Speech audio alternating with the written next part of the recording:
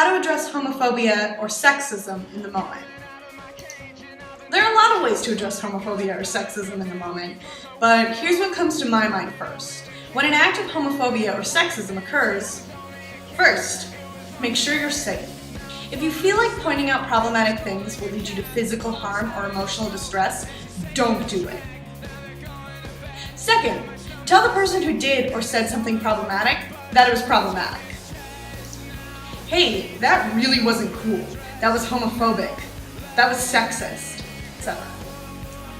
Third, if you feel comfortable, you can also explain why what someone said was not okay.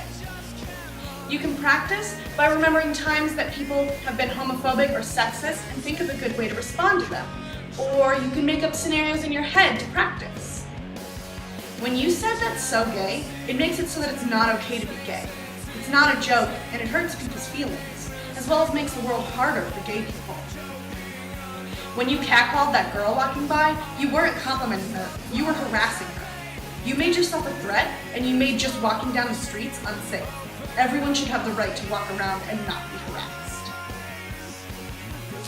Fourth, they may attempt to argue with you.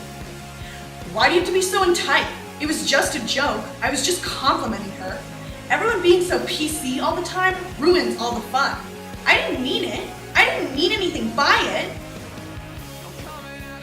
You can choose to continue explaining, but realize that most people get very defensive when they're called out, and it might not go the way you want. You can also simply say, what you did or said made me uncomfortable, and I don't want you to do or say things like that around me.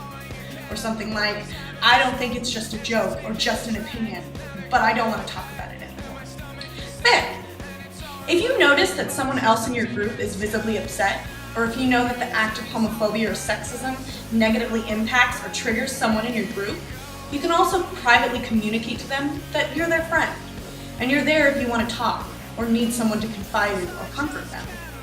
Don't point them out while the person who did or said the homophobic or sexist thing is around, but make sure that they know that you've got their back, comfortable and safe throughout all this entire process. And if at any point you don't feel comfortable or safe, please put yourself first. That's the most important thing. However, if you're interested in more tips and tricks about how to do this kind of thing, then I would recommend looking up active bystander.